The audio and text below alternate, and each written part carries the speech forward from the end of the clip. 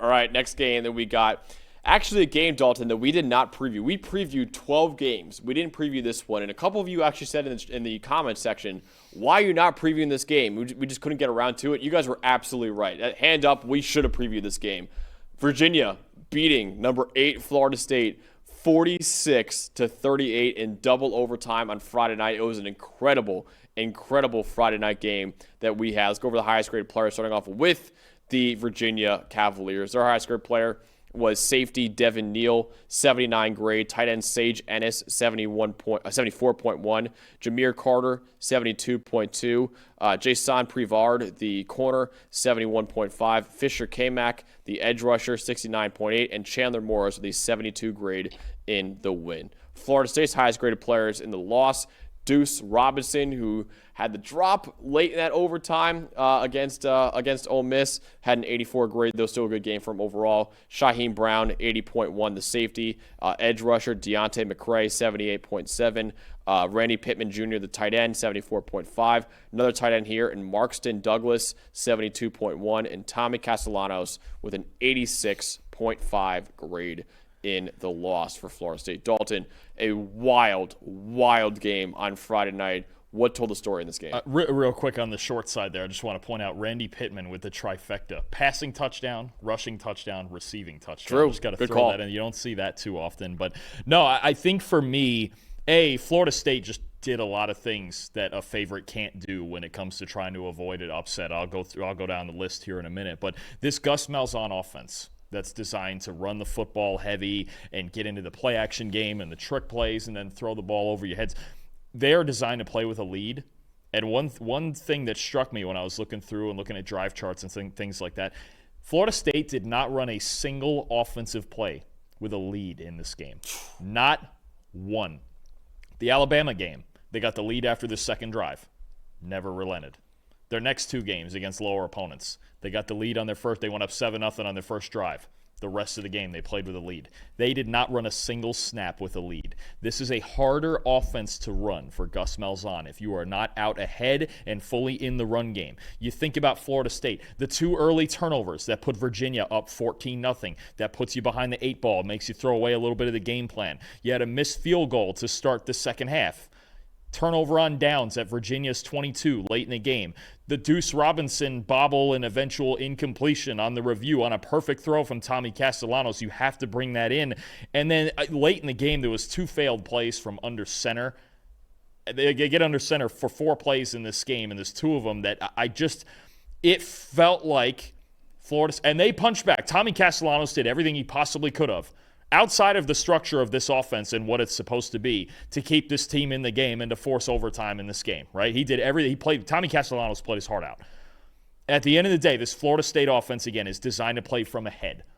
Early mistakes led to playing from behind, caught up, make some more mistakes. You drag this out against a team that you're obviously only a 7-point favorite, and we kind of question, okay, what's the deal with Florida State only being a 7-point favorite against Virginia? Well, Virginia was game. They were ready to go, and I'll say this for the Cavaliers, their offense is really good. Yeah. They can score. Chandler Morris at quarterback, this is a whole different offense than they had last year. They can score, and Florida State found themselves behind early and making mistakes all night. That was really the theme of the night. That's how you let a team upset you on the road. My stat just speaks to how wild this game was on Friday night. We had 4 total punts, 4 combined punts from both Florida State and Virginia in this game. 3 punts to start the game, 3 straight punts, and then only 1 the whole entire rest of the game.